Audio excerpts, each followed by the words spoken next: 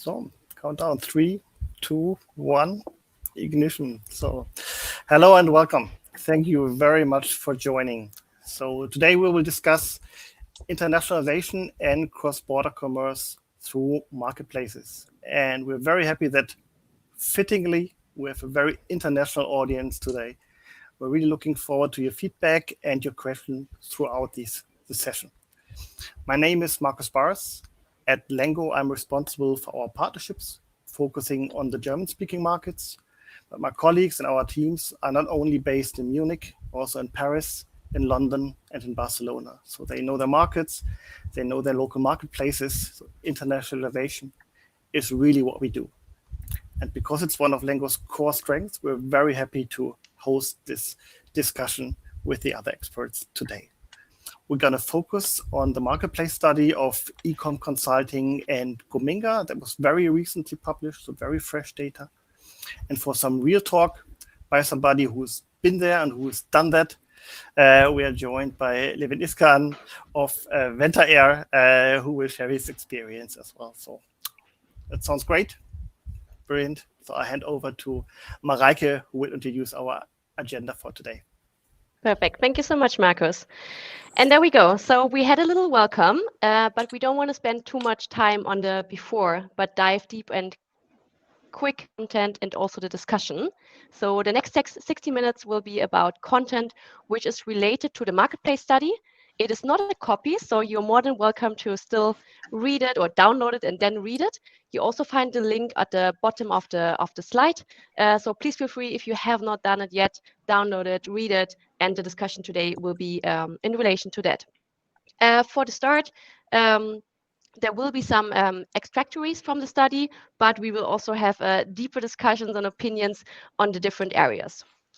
A discussion is mostly not as interesting as if we do it all ourselves, so you're more invited to discuss with us. Please use the little chat function on the bottom of the tool.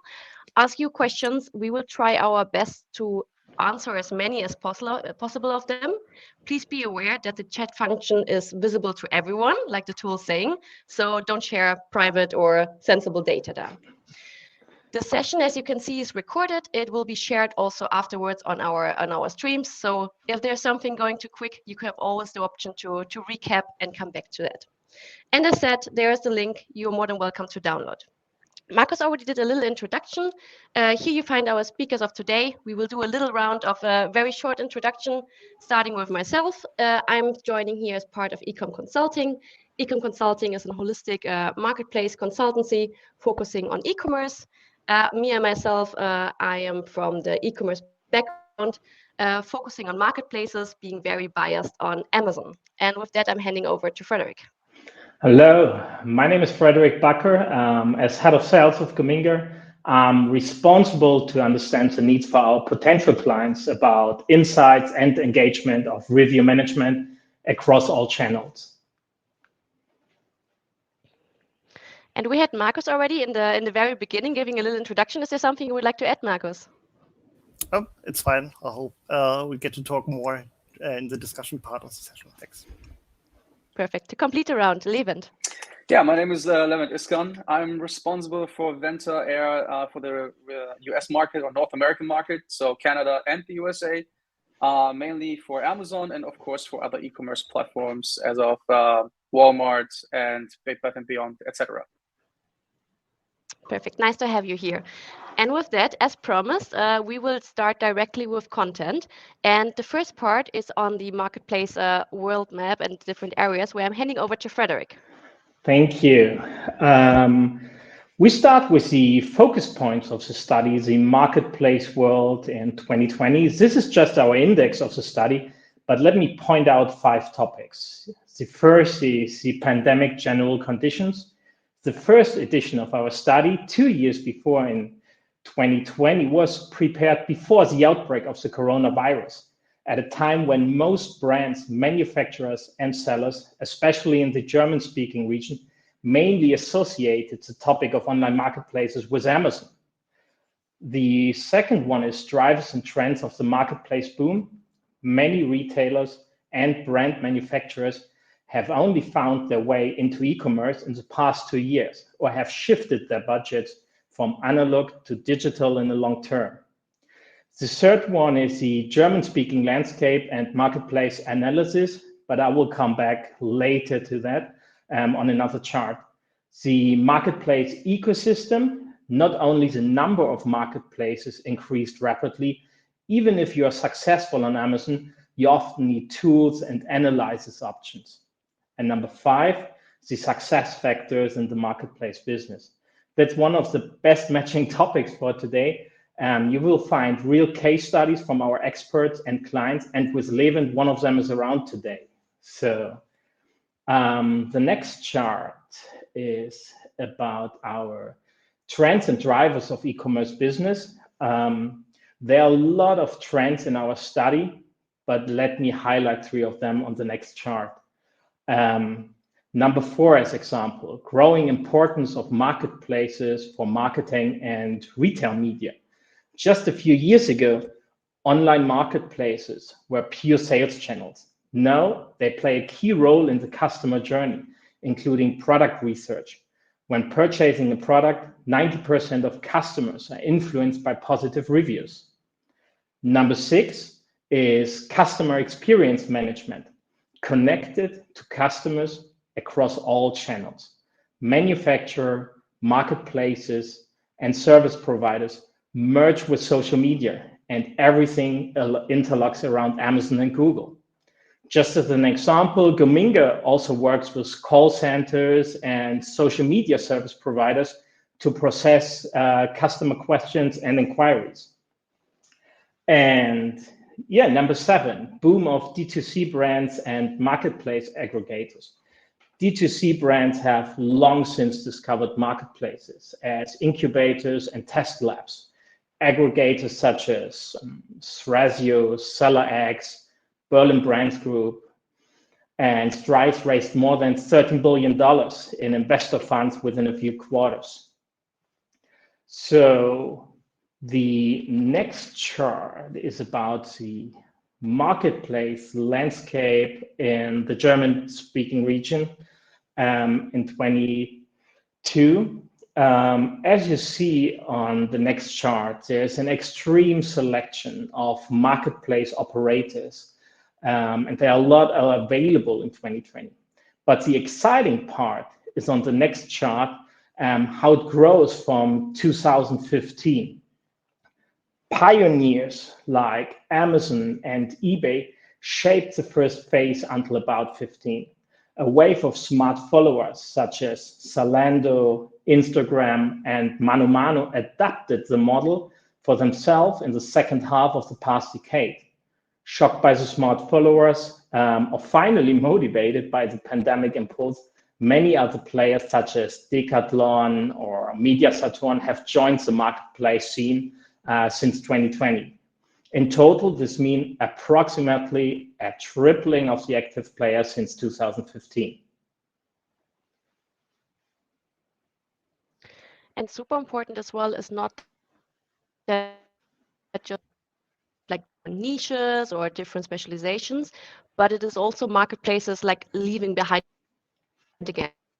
But we also lost a few on the last years that pivoted to try for them. So it goes in both directions, but I mean the growth is way more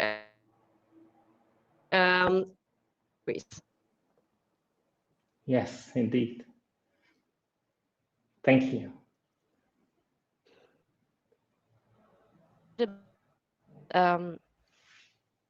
Because as we just saw on the previous slide, we have a lot of marketplaces coming to the landscape, and a lot of marketplaces that we as a seller, as a brand, or as a manufacturer can use for ourselves to sell our products or to create awareness for a specific brand. However, this is also increasing in the how difficult it is, or what the opportunities, but also the challenges are. So at the same time, when marketplaces are growing, there's also an ecosystem growing around this opportunity or around this sales channel. And as you can see in this slide, maybe you recognize this this chart from Jeff Bezos, which is like the founding source of that.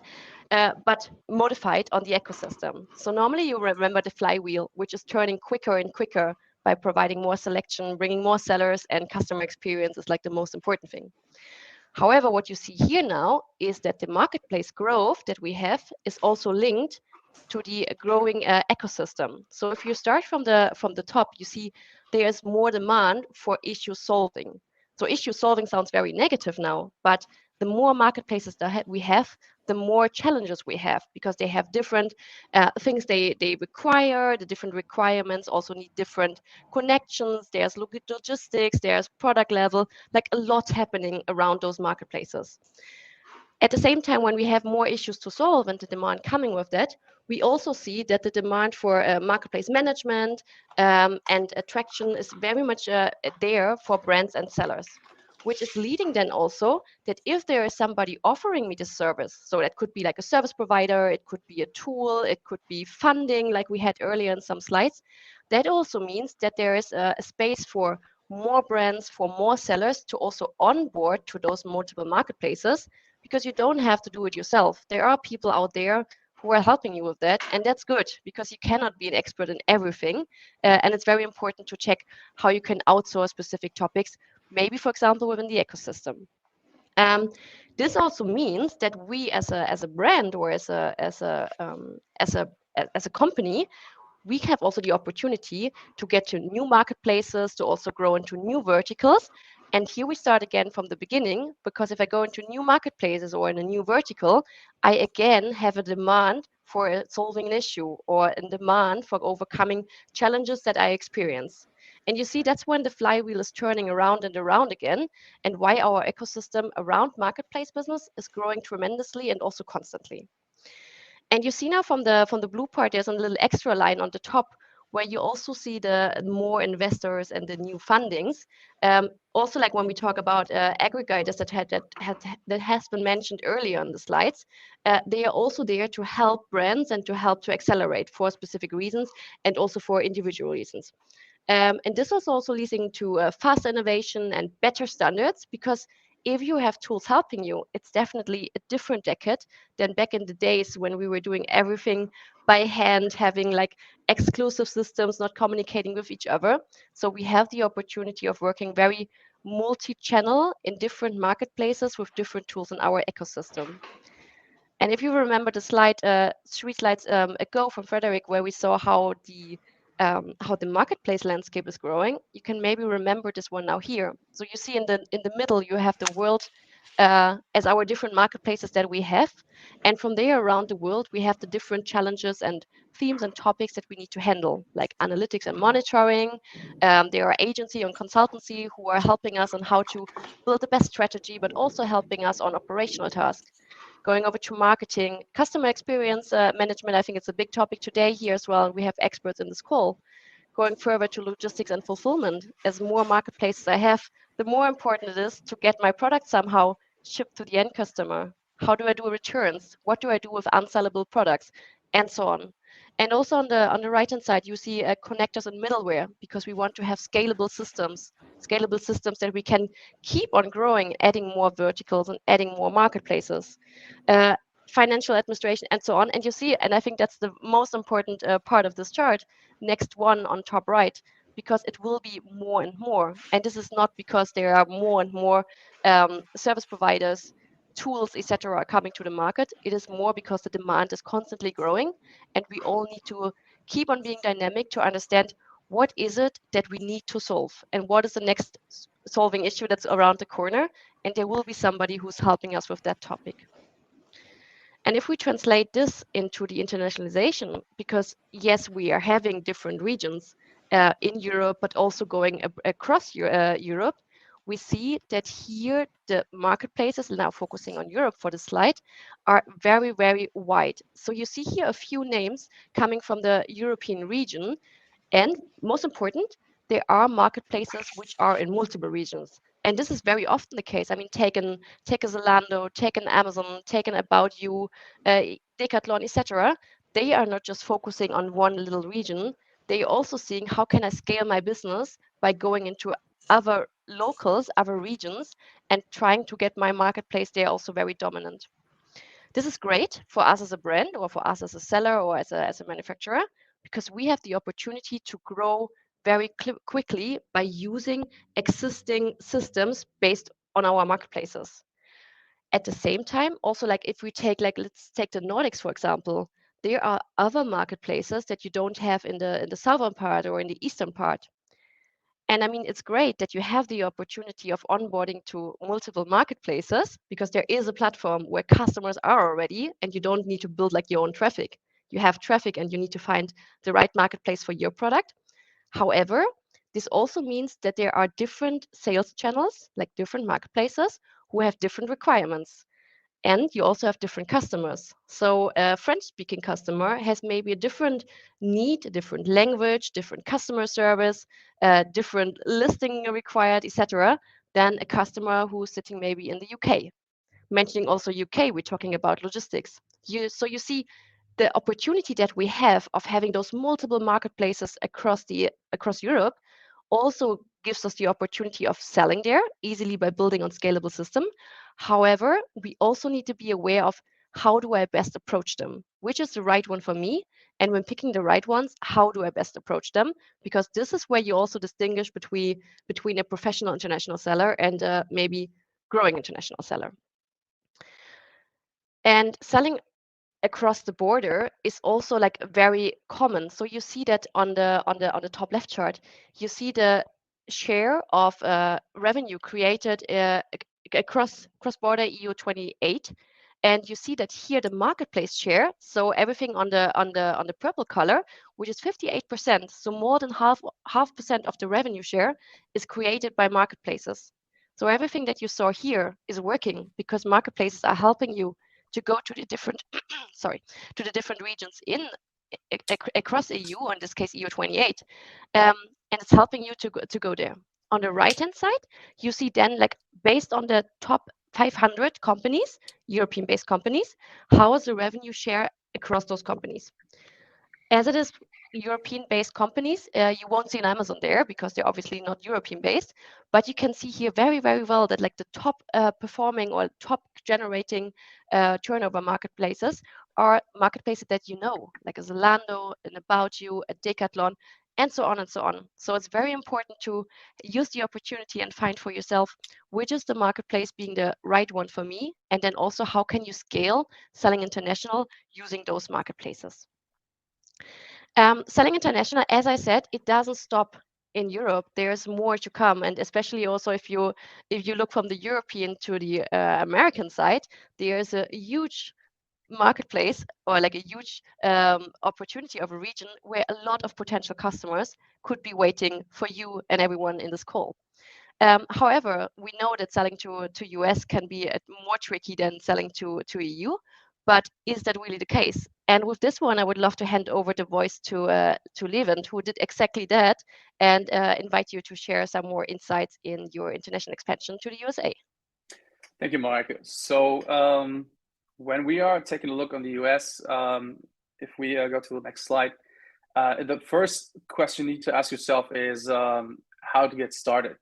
So I have the little bit comfortable position that our company was already selling to the US for a couple of years. By a couple of years, I mean more than 15 years.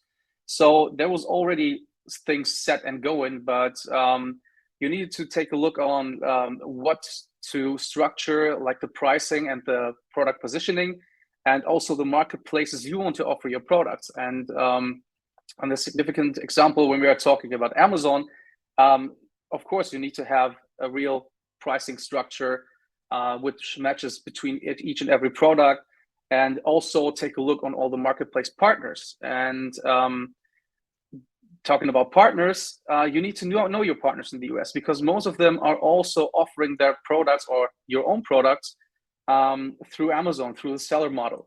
With that being said, to avoid some kind of cannibalization on Amazon, you also need to take into account to really steer those type of customers into the right direction. So just taking all the majority of the sales from your products to your site and not selling them to your partners and they sell it through Amazon again.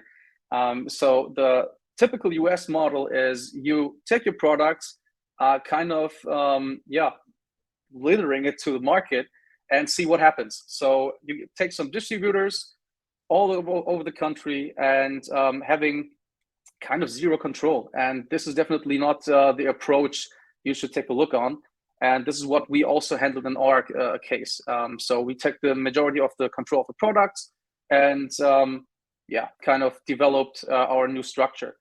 And for that, we also needed to take a more glance view on the logistics part. So USA is slightly bigger than Europe, of course. So you need to definitely take a look around how you want to fulfill your customers. You can go through FBA only on the Amazon model, or you can go through FBM, where many third-party partners are offering some kind of seller-fulfilled prime. So the customers can get their products within 2 or 3 days. Or you can just go with a third party and having something like a drop ship just to the customers, and they will receive it within 5 to 10 business days, which is also completely okay in the US because they are considering to get their products within a couple of days, since again, the country is not as small as Germany. And so this is definitely something you need to take into account. And also, last but not least, is the educational part. When it comes to the content, we have some differentiators compared to Europe. We saw in some of the ratings that the expectation of the product was some kind of wrong, because the explanation which was laid in the content was the same as in Europe. But as I said, you need more explanation here. Which also lead us in the past to put something like a leaflet into the package of our product, which, for instance, our product needs to have, or you need to explain it a little bit more compared to other products where customers have a different type of expectations on it. And those are, for me, the 4 biggest pillars to adjust your type of business into the US business and get the most success out of it in the end of the day.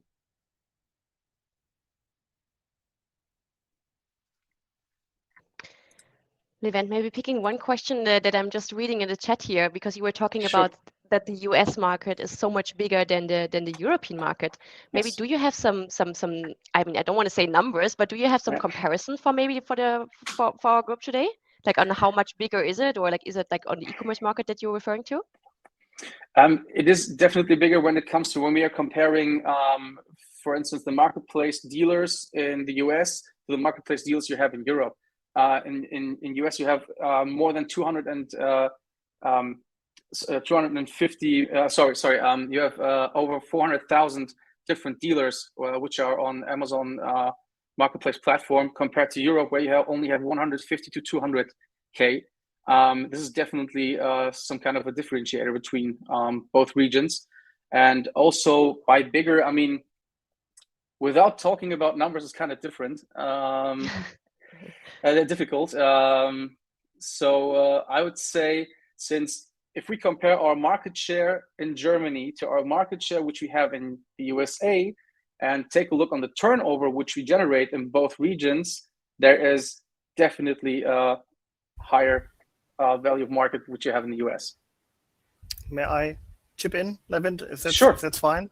Just sure. Like, I think it really depends on what you are talking about in terms of US, Europe. So Valentin is right. I think if you just look at the overall e-commerce turnover, I think US is roughly in par with the Eurozone. If you look at the entire EU, also other currencies, I think the EU would be even bigger in terms of e-commerce turnover. But like if you look at every single market within Europe, which you would have to manage to some degree also separately, of course, there's a big gap. I think UK is the biggest European market, unfortunately not EU anymore. That's around 200 billion last year. So US is over 6. So it's 3 times as big as like the biggest single European e-commerce market. So I think it depends on what you compare with what here regarding Valentin. Absolutely. And I don't want to stop this discussion here, or I clicked in the wrong direction. Oh, now you don't see it anymore, but that was also the goal. So I stopped the screen share now so that we can go into the discussion. Okay. Please feel free to ask more questions in our chat. Maybe one more, because Levent, you were talking about that you need more supporting material to help customers understanding the product better or using it better. Are there other differences between the US or also US and Europe that you are that you were really mind-opening? Definitely. So when you start off with the competitors, for instance, I can just talk for our side. It's like in Europe, you have Philips as a big major brand, and they are not really a player in the US, for instance, in our product category. What is also a big differentiator is something called MAP, which is the minimum advertised pricing. So if you would do something like that here in Europe, the EU Commission would knock on your door and ask you if you are if you have lost your mind, because the minimum advertised pricing constrains the retailers to not sell under the minimum advertised pricing. So it's completely forbidden. And this is also something to really steer the market into the right direction, and not having someone just doing anything with your pricing structure, doing anything with your deals or whatsoever. And same is for the logistics. The logistics is definitely way more complicated compared to Europe, where you can have something like the pan-European model through Vendor Central, for instance, is pretty easy, and you can have your product within 2 days, no matter where you're ordering it from. In the US, it's a little bit different. So you have to have a warehouse in the West Coast, Midwest, and on the East Coast. So to really make sure that you can deliver your products on time and don't have a big gap of, delivery timings. In addition to that, maybe you also experienced that, especially like the Prime benefit in the US is way more given than in Europe, because I mean, here we have like from the distance, it's very quick to get a product somehow to France, right? Getting it Right. East Coast, West Coast, I think it takes like a 7-hour flight. Kind of, yeah, right. So when it comes to shipments through the whole country, it definitely takes some time if you don't have the seller-fulfilled Prime model for your seller or the Prime model for the vendor part. So you definitely want to make sure that you can offer this kind of delivery option to your customers. Going a bit away from Amazon, and as I said, we're always a bit Amazon biased, which is probably coming from our background as well, and also your field of expertise. You said in the beginning also that you're focusing not just on Amazon, but also on different warehouses, different marketplaces in the US. Could you give a little insights on there? I'm thinking about Walmart or something like that. Right. So it's definitely Walmart for us. So Walmart and Amazon are our main marketplaces. There are also some other marketplaces like eBay, Newegg, and other competitors on the market which are having marketplaces. But we wanted to make sure that our product fits into the marketplace perfectly. And when it comes to the comparison between Walmart and Amazon, it's of course, the traffic is way more on the Amazon side. The products, so you have 4 million products on Walmart, you have 250 million products on Amazon. There's definitely a big differentiator. But what you also can make sure of is that you will always, or not always, but most of the time, get the better deal on Walmart or the cheaper price itself on Walmart, since the customer base of Walmart is a little bit more price-driven compared to the Amazon customer. Now a difficult question coming from the chat.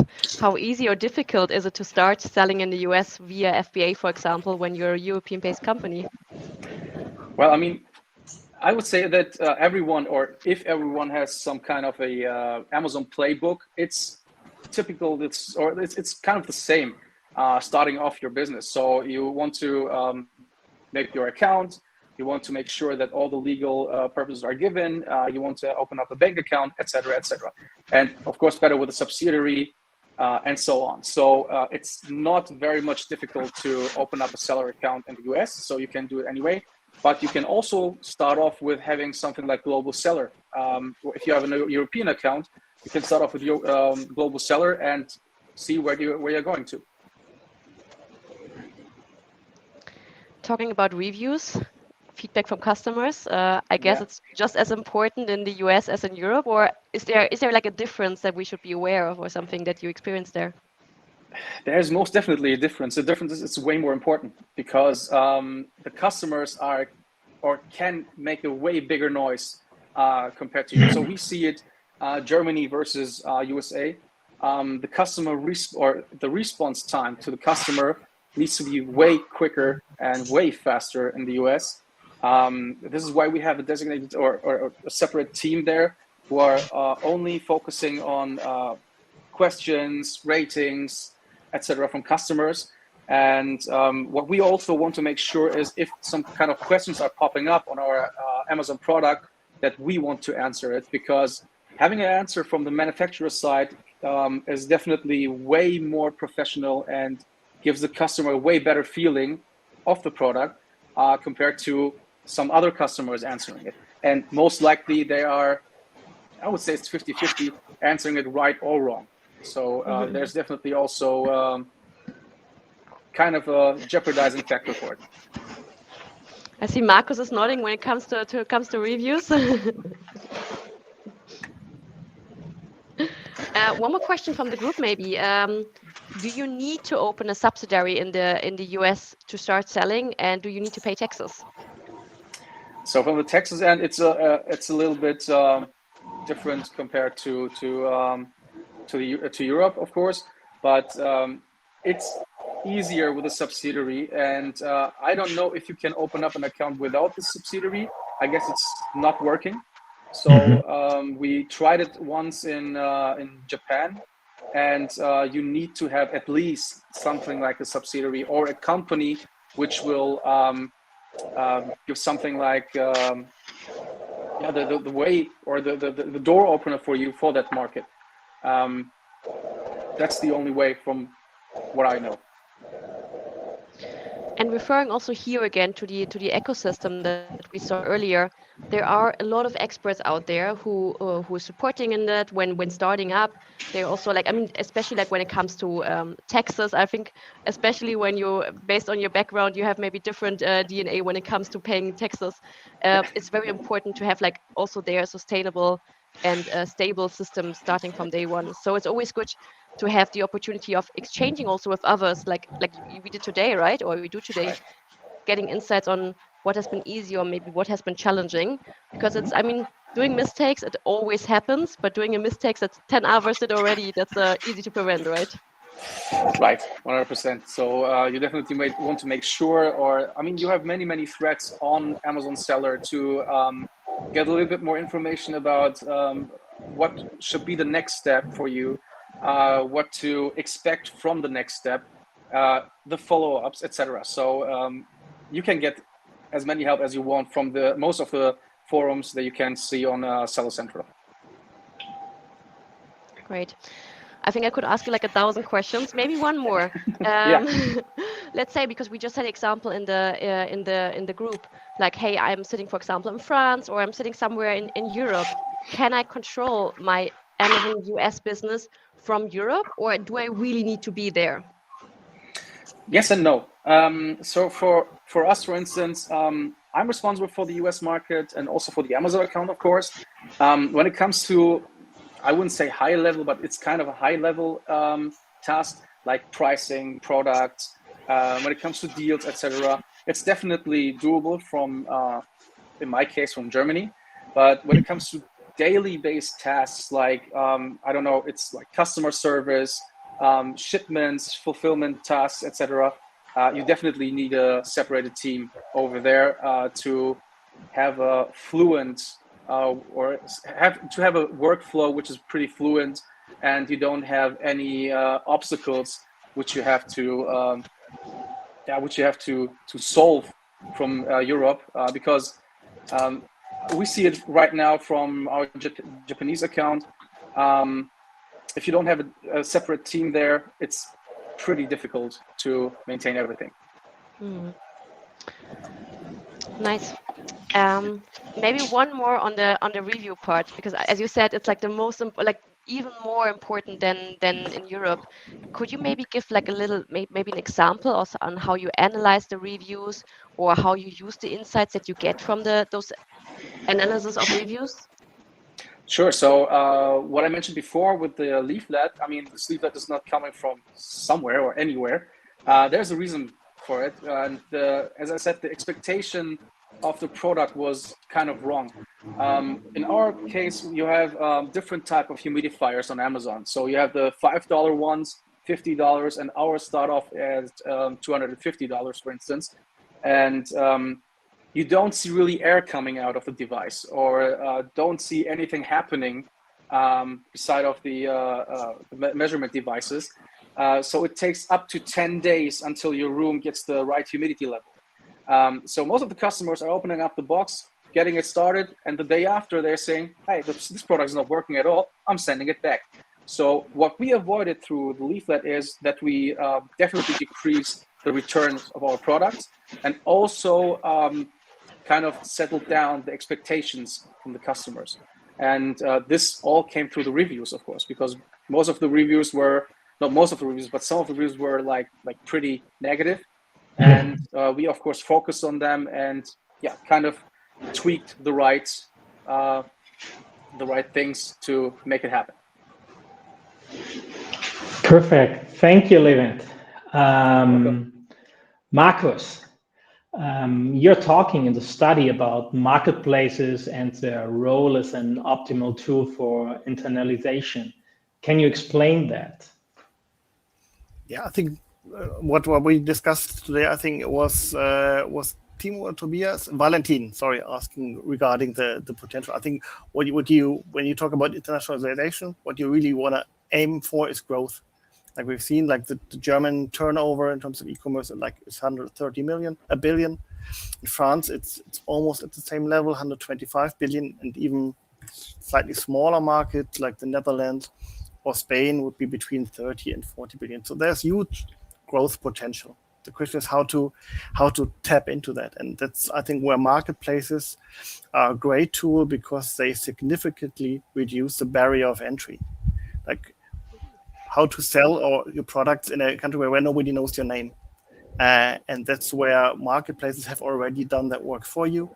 They're typically a very well-established brand that generates traffic, that also has built user trust, so shoppers feel comfortable doing the checkout process there. They probably come with the payment instruments that are custom and popular in the market, because there's an overlap, but also markets differ in terms of payment instruments. So that's all done for you. So in that sense, sort of the costs of acquisition for a newcomer in that market are significantly lowered by going through marketplaces and make your experience. So what works similar than in your home market, but also what works differently? Are the price points similar?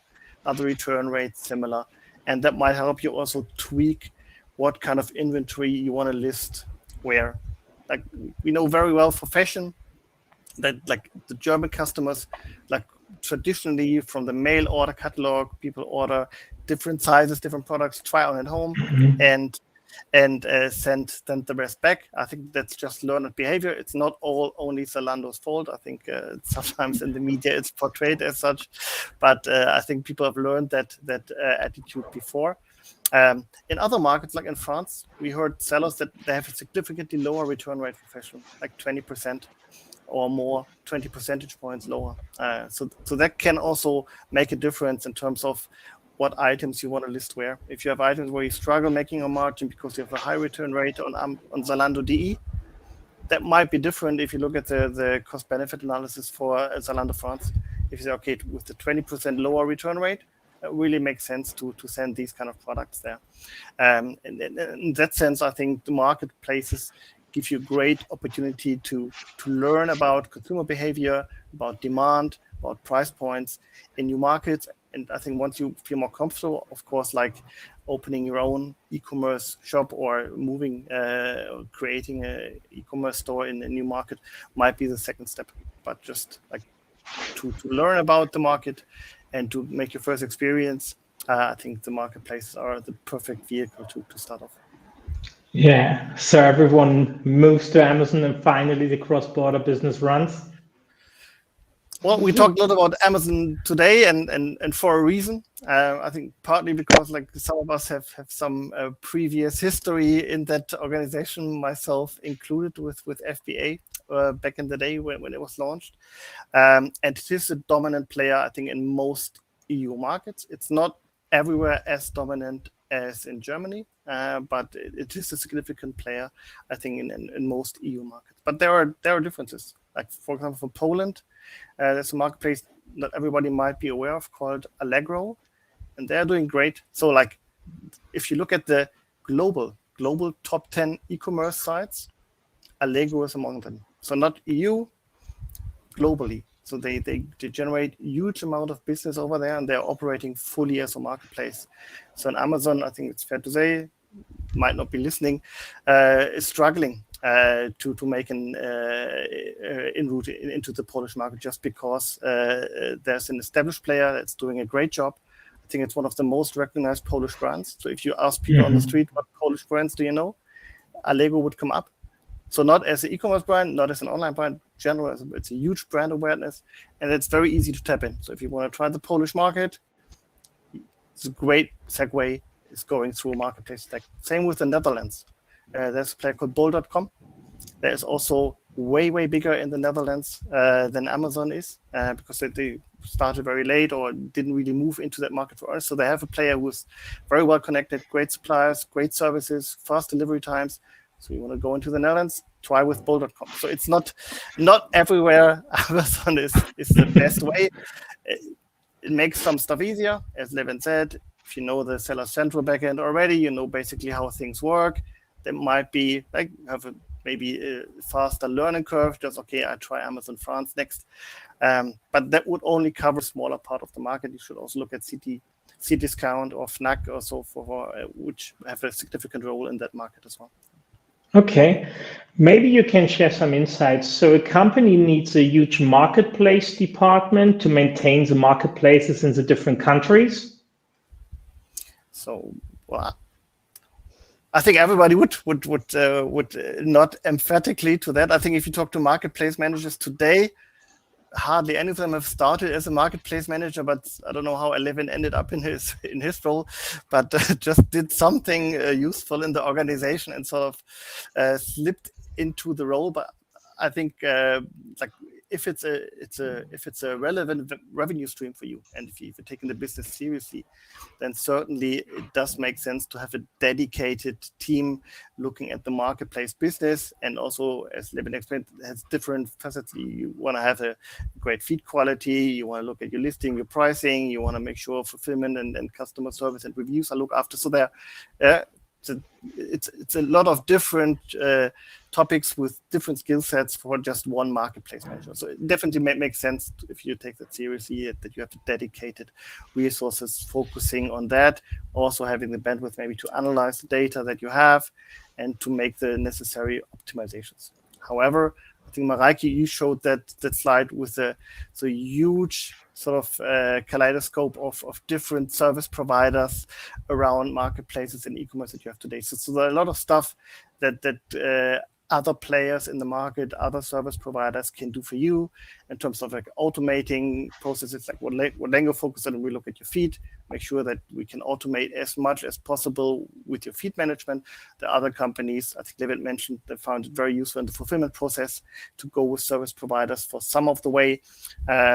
And like if you don't sell just on one marketplace, but on multiple marketplaces in multiple languages, you want to keep an eye on reviews and so on. I think we're going to discuss that as well. So there are a lot of companies that sort of take some of the workload off of you and they're specialized in their field, but also they have to be managed. So so you need your own resources, but there are tons of opportunities for automation and for sort of relying on specialized service providers as well. Thank you. Maybe picking up a question that I'm just reading in the chat, and I'm not sure, Markus, if you can answer, please go ahead, but opening it up to everyone, of course. There was a question about returns, and let's say I'm a company in one country and I'm selling international across borders, and somehow I have products which are not sellable anymore. I mean, that happens. There are return rates. In some countries, they are higher than others. Some marketplaces, they are higher than others. Do you guys have some insights on like how to best handle international returns to prevent those high costs on shipping products too often, too many miles? So regarding the return, I think that's really a fulfillment issue. You need a good fulfillment provider to help you with that. And then I'm afraid like what we can provide is the data, so you can track, and you might like define signals. Then you say, okay, if the first batch of item X has a return rate of Y, I pull that item out of the feed, out of the catalog, so it's not listed anymore. So maybe if I put it out of Zalando DE, I might still, based on my experience, list it on a different national branch of Zalando. But I think that's really the secret sauce that you're gonna develop at some point in your experience. But I think what typically would make sense that you have an idea of how the marketplace is and how the markets work, and then monitor your inventory and maybe really define signals. So that's okay, I know these kind of shoes with that brand are always a bit tricky regarding sizing or returns. So I don't ship a whole lot. I first monitor how the first batch is selling, how high the return rate is, and then I can still decide, do I ship more, or maybe pull it out of that channel and move it somewhere else, off-price channels, etc. as well, because that's also a marketplace function that you have. You can put your sort of regular price, high quality items in one channel, and there are plenty of channels to do off-price and off-season sales as well. And this is also something that we experience very often in our consultancy projects when we're talking with different brands. The most questions is always like, or the frequent questions are always like, how can I go to a marketplace? Which marketplace should I pick in which country? And there it is really, really important to also do the homework, starting with day one, on calculating the different business cases, because we're talking now about international returns. We talked about costs coming up related to that, but next to that, there are way other costs as well that you need to consider beforehand. So how is the commission on the marketplaces? How is my logistics costing? What is marketing? What do I need to spend there? And I mean, there's no worse business case than a negative one. So it's very, very important to do the homework from the beginning to check which portfolio is maybe suitable for a specific marketplace or also a specific region, so that you have really, let's say, a positive business case to start with. And then, as you said, Markus, staying very close also to the numbers and having good monitoring tools to understand what is working and what is not working. Yeah, so like a negative business case can also be good learning. So depending on how bad the experience was, but yeah, like really looking like you know your inventory, and if you're selling whatever jeans in sort of 5 different widths and 5 different lengths, and you have that you might not want to spend your inventory too thin across different channels. So that might not be as suitable if you're new to a market, a new to a marketplace. If you have like a mouse or something like that, that's very straightforward, easy to ship, easy to store. So yeah, it's a lot more forgiving to make some mistakes with an item like that. And so in that sense, don't ship your whole catalog all at once. Like make a conscious decision what kind of part of your inventory you want to start with in that marketplace, and then analyze, optimize, and try again. There was a different topic also coming up in the chat, talking about having local resellers, like having local champions who are taking care of your brand, especially when you're talking about D2C brand.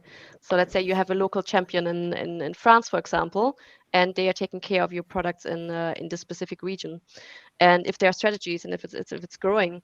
And here it's also very important that this strategy from day one, like how do I want to have my product portfolio listed in these different regions, is also very individual, and it needs to be individual discussed to make sure that, let's say you have a local champion in France selling on Amazon, for example, and then you have yourself taking care of the German part, then although we have different regions, it is also the marketplaces being like linked and synced with each other, so you cannot having like a border between them, like back in the days where you cannot go easily left and right. So also when setting up the strategy on how to sell international, independently if you're a D2C brand or if you if you're maybe a reseller, it's very, very important to think about what is it that I want to have? How can I best create a setup? And what are the fallbacks that I need to consider when building the strategy? And there it's always important or recommended to use really the experience from others, and also ask the right questions. What are questions that are maybe not thinking about? And then they come after a while where you have the aha moment to realize, oh, that's something I should consider and think about. Yeah, that's really, like with e-com consulting, that's really a strategy decision. Like if you have a reseller in a certain national market that is doing very, very well, you might want to be more careful, because if you enter the market yourself as a brand, it might take a while till you get to that same kind of turnover that your locally expertise reseller is generating. But it could still be like a strategic decision that is, okay, I'm willing to take a cut for the first X month or so, to have direct access to my customers, to really go D2C. So if you're willing to take that risk, that's fine. But that's, I guess, where Maraki, you and your team comes in with e-com consulting to help the brand asking the right questions to come to a solution there. If I may add something to that, I mean, so everything you guys said is completely right. For other marketplace players who are already in the market, also the marketing part, for instance, they have a bigger relevancy already in the markets, for instance, in France or other countries. So when it comes to the marketing part, they're already investing. They can already push your product. Relevancy side on the generic end, you have a better push on it. And also for the return part, if you want to have a third party which will handle all the FBM side of it, or they are already handling it, they can refurbish goods and send it back again. They can dispose it for you. It depends on the category. So it's definitely a good choice to have a partner for the beginning, or something like an FBM partner for the beginning, to really handle everything, and then switch over to FBA, or stay with FBM or with a partner. It depends on the cost structure, depends on the fees, and etc. To have the best out of it. So if it's on the margin side, if it's on the net calculation, whatever it is. True. And there again, like having a profitable business case, right? Right. I mean, the best partner is not helping you if it's not suiting your business case or your margin. Frederick, coming to you, especially when thinking about a gominga and seeing like consumer insights, what would you say are like the options that brands have to manage their reviews like really on a professional level, and to use the insights, like we heard earlier from Levent as well, as useful as possible? Well, there are a lot of different options. One example from one of our clients, like cleaning specialist Kercher, they listens very careful to what their customers say about their own products on Amazon and on their own online shop. Touch point analysis along the entire customer journey, both online and offline, also becoming more and more exciting for them. And there are a lot of different touch points. For about half a year, they have been in close contact with colleagues who are driving the topic of mobile app development. So they do a lot in this area. So the tracking of app stores is definitely a relevant topic for the future. They also looked at Google locations as a test balloon. So overall, marketing and market research of Kercher wanted to improve the whole customer insight. And so we as Gominga moved into their focus because of our tool also takes text mining and sentiment analysis into account. Yeah. So not reading review by review, hand by hand. No, not anymore. So how would a modern customer service look like or maintain? Modern customer service is so holistic with so many different involved departments. But I guess very important to understand is the role of modern customer service on marketplaces. After all, product reviews and questions are replacing the salesperson on the floor who gives purchase recommendations to ensure customers. There's an example with our client Samsung. Especially with new product launches, the number of reviews increased, but also question that the marketplace Amazon displays, for example, on the product detail page or in a separate Q&A area. Many negative reviews on online marketplaces concern delivery processes, which one can only influence to a limited extent. But for all the other questions, it's also important to speed up response time because your customer is right now interested. Because of that, we also started to work together with our review management software in order to increase support speed without increasing the number of employees. Yeah, and Samsung is doing that with for Amazon, their own shop, apps, and Google locations. Yes.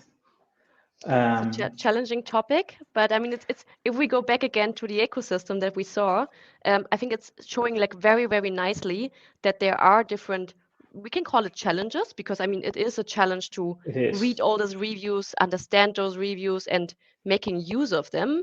I think also the example, Evan, that you gave earlier with the supporting material is also showing that a customer review is not just a number on stars, and like the more numbers or the more stars we have, the better, but also like having the opportunity of talking directly with your end customer, like talking in kind of a way, and learning based on their feedback is something that we would not have in other sales channels. So it's such a great thing that it comes with marketplaces, and not just for a D2C brand, but if you have the opportunity getting in direct contact with the end customer, it's such an amazing tool to really learn, like listen and learn, and then make use of that to optimize always on demand of the customer.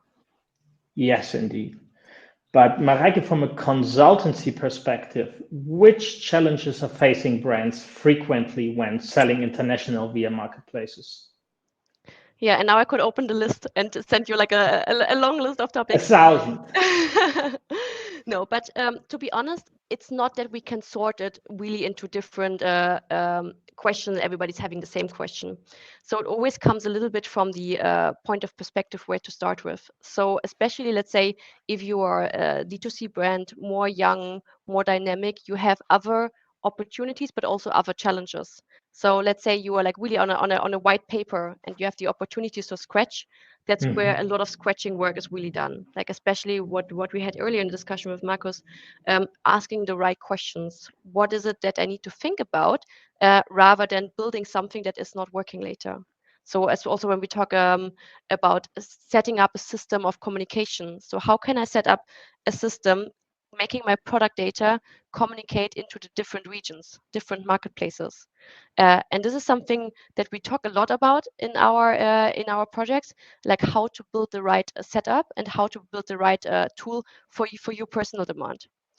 But also, if you go, let's say you have more well-established brands that are selling for years already, and probably our grandparents have used those brands already, they have a complete different challenge because they have not started as a brand, came to marketplace and then got bigger. So meaning they already had like their distributors, they had different sales channels, and then very often it is the task of how do I make sure that my previous partner also remains a partner and is not changing into a competitor. So let's say, for example, you are a well-established jeans brand that we all know, and you want to sell now on a fashion brand, fashion marketplace like Zalando, but maybe somebody else is offering your brand already. So that's when your distributor is coming into a competitor, and you need to make sure, like, how do I want to position myself? So do I want to have them there? How do I want to have them there? Who's taking care of my content? Can I manage the content somehow? So it's loads of questions coming from the different perspectives, either if you're like a single brand starting on marketplaces, if you're growing, going into internationalization, starting from a point A maybe, or if it's also like more on how do I make sure, rather than not just selling, but how do I make sure that my brand is well represented in the different regions, so that my appearance, my values, my mission is also the same presentation in, let's say, in France, for example, like it have it in Germany. And how do I make sure that I get it well represented in Poland, for example? Great. So long list of potential questions that we have there, But that's also the great thing. So that's what I love about consultancy also, is that we have the different use cases and that we can always learn and have the opportunity of being really individual. So that's very important for us also on the ecom consulting part, that we are holistic and also independent. So always finding the right solution together with the partner, and not opening drawers and saying, okay, this is A fitting to B. So really working like persons one-to-one, finding the right solutions. Yes, I see, like I'm having a look on the time and seeing like, oh, it's already 5 and probably we can talk here like 2 more hours and we would not get bored by that. I think most of the questions have been answered from the chat. There was one more that I would like to pick up, which was very in the beginning. Frederik, you mentioned Berlin Brands Group in the beginning, and there was a question on how is it on the aggregators, which were getting like a lot of funding, a lot of investment, keep on buying brands on, and then it was very silent on that. And the question is, was it a hype? Do you have an opinion on that? Well, maybe jump on the bandwagon, fear of missing out, marketplace boom, and aggregators have tech know-how, analytics and process know-how. I guess this is the main part of it. Good. Anything maybe also else? like to add to that, I think it's also maybe something more specific to Amazon, where I think the number of searches, including a brand name, is relatively low, about a quarter or so. So you have a lot more competition from no-name brands on Amazon than you might have on a different marketplace. So that also makes it easier for these Amazon-only businesses to thrive there. But it probably doesn't necessarily translate in the same way to other marketplaces that are maybe where buyers are more brand conscious and look specifically for brands that they trust and know. So I think it's also really focused on that particular channel. Okay. The party is over, but we're not comment on this one because I said that's going to be an opinion and not a study-based feedback here. So I would say it was really a pleasure having this discussion in this round. It was great seeing all those insights. Thank you so much, Leven, Markus, and Frederik as well for taking the time, and also the thanks to the group joining today. I hope there were loads of insights and also fun discussion for your side. As said, in the slides there have been also the link. So if you have not done it yet, use your time, download the study. It's really fun to read. So I can promise you from personal experience, it's fun. Spend your time on that. And if there are any questions coming up, there's also the opportunity for getting in contact with us. So we are more than happy to also hear from you if there's anything open or if you need some advice or tools, or the list is long. So with that, I would say we're closing this group, closing the session, and handing over to a lovely afternoon. Yep. Thanks a lot. Thank you. Bye. Bye now. Bye. Bye, everyone.